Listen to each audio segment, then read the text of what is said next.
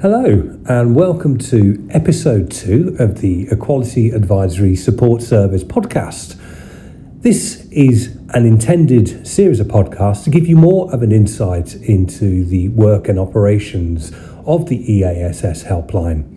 And being episode 2, we will be looking into things around action plans and some of the resources that we have available on the EASS website. Now, you may recall episode 1, if you've already listened to that, we were talking about how we provide our advice. We're talking you through the gate process and how our advisors deliver all that knowledge to you when you phone up the helpline.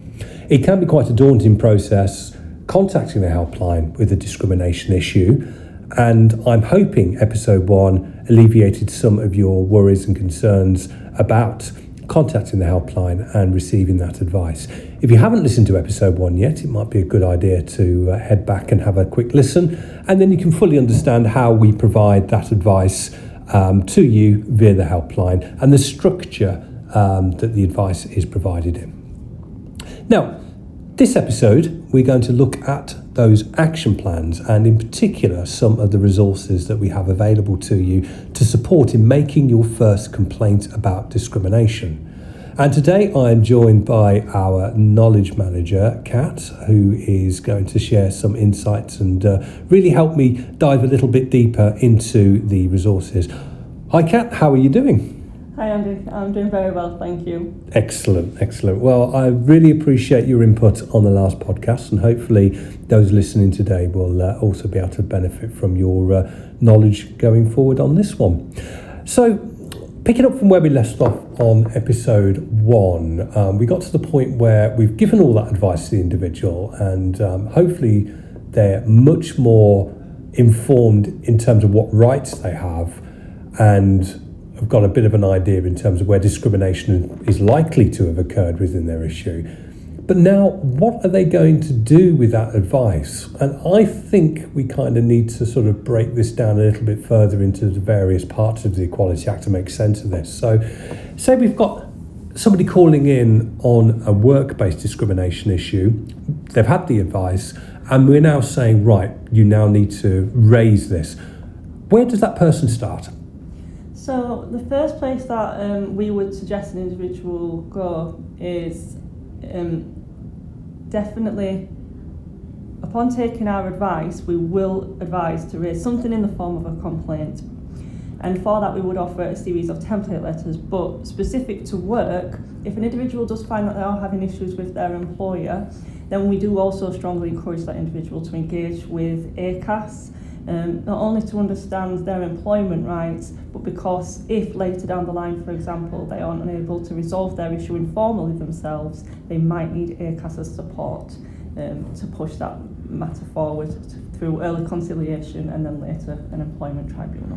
Brilliant. Well, that's a really concise overview of the processes of raising a work-based complaint. But let's just sort of rewind it back a little bit to the very start of that process. So, we've got somebody who wants to raise an issue. Who would we suggest they speak to in the first instance? So firstly, we would always encourage them to engage directly with their employer to raise whatever concerns that they have. And of course, if it is a discrimination-based complaint, then they may use one of our template letters to do so, but we do strongly encourage engagement with the employer in the first instance. So they've used that template letter, and we're going to talk a bit later about template letters as well. But we're in a situation now where perhaps maybe they've approached their line manager or gone to the HR department.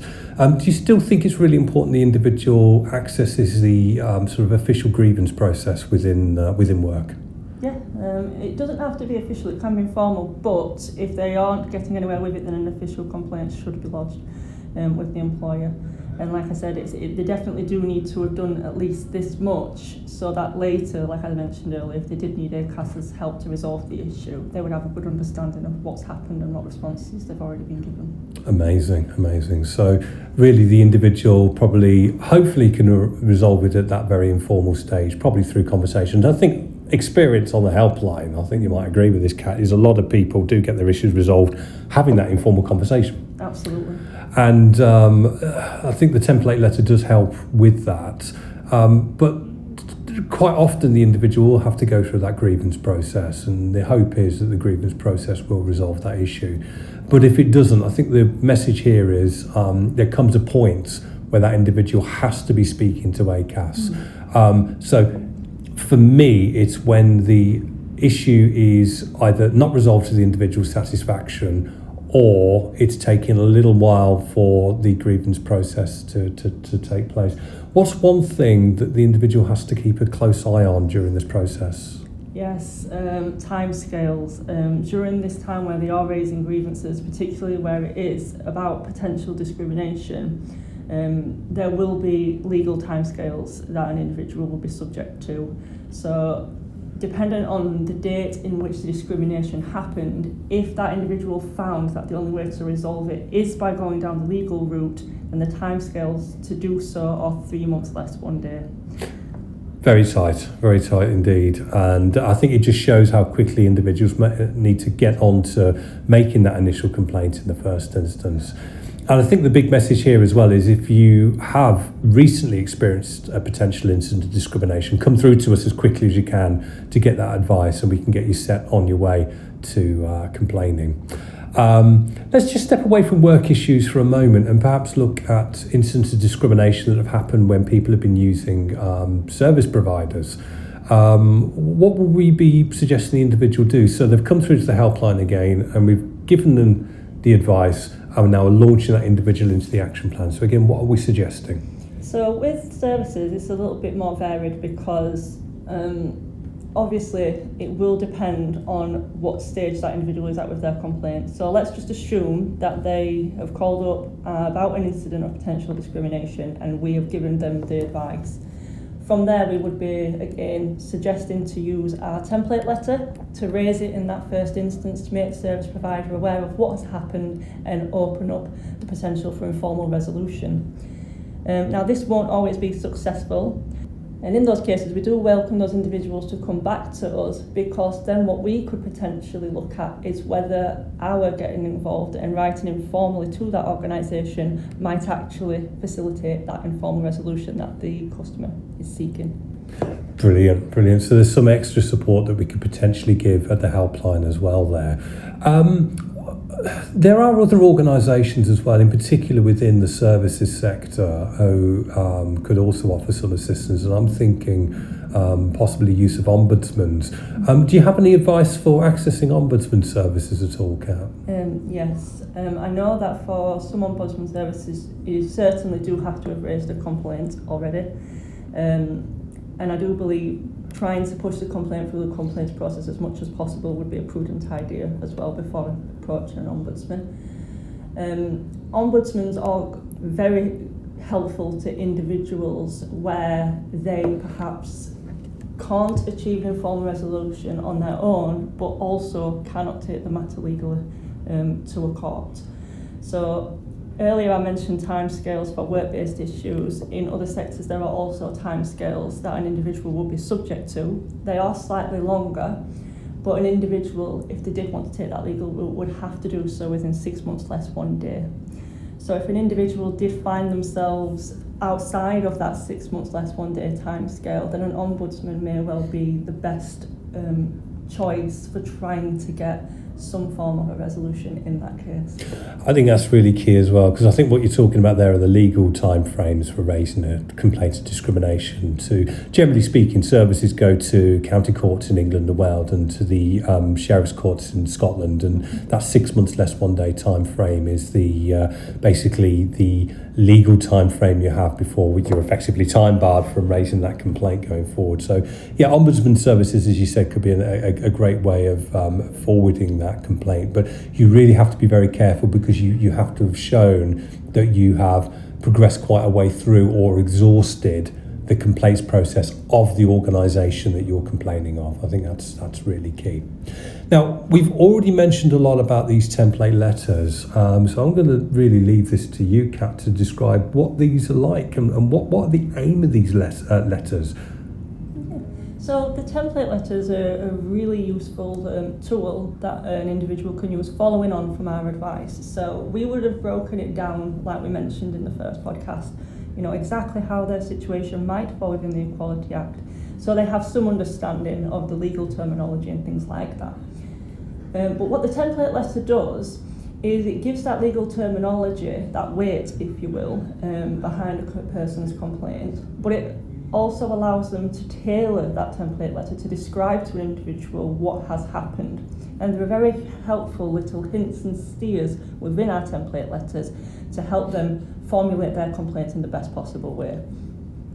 Excellent. So that is a free resource that we have available to anybody, and generally speaking, the advisor will make a suggestion on which template letter is best to use. So those will be made free and available to you should your issue interact with those template letters, and we'll make sure that they're sent out to you as well. Other things that you may be sent through as well, and these aren't available on our website because they are very bespoke to individual cases, but we have our advice aids available as well. What do these look like, Kat? The advice aids, again, another fantastic resource, and it goes hand in hand with the template letter. So the template letter would still form a part of the advice aids, but what the advice aids does, it's a pack essentially that we can send out to individuals, which allows them to put down the key facts of their case. So it would explore first of all that protected characteristic, and there might even be little bits of information that a customer could fill out on the form. It will go through the prohibited conduct, and again it would encourage the user to just write down the key things within these areas, just so that they can set out their argument in a way that they understand. And the idea being that if they have completed a pack and they say, for example, can't informally resolve their issue, what they've got there is a little bundle that will essentially overview their complaint of discrimination if it needs to progress further, like, for example, to a court or tribunal, or it might even be very helpful to an ombudsman to understand as well. Excellent. So there's quite a few resources that we could send out from the back of each call. The action plan, generally speaking, is pretty straightforward, and really I think it's very helpful if the individual caller comes through to us as early as possible. And I think we quite generally like the calls where the individual hasn't even tried to make a complaint yet, so we can kind of structure that with them and talk to them about the next logical steps. We're all about trying to keep things as informal as we possibly can. We appreciate that some individuals may be motivated to take formal legal action, and that is completely their choice. But what we would always say to that is perhaps consult independent legal advice. Our helpline may not be the best route for you to speak to if your full focus is on taking formal legal action. But if you're looking for a resolution at the earlier possible stage and having more of an informal outcome, then hopefully what myself and Kat have explained on this podcast here can give you an idea in terms of the best routes to take. But I think that will probably conclude episode 2 now. Kat, thank you so much for your input. You're very welcome. And we're going to be looking forward now in the new year. In January, we'll be broadcasting episode 3 on this YouTube channel, where we're going to actually take a bit of a look back at some of the common issues that we've received on the helpline throughout 2025. But for now, that concludes episode 2. Thank you very much for listening, and we'll speak to you soon.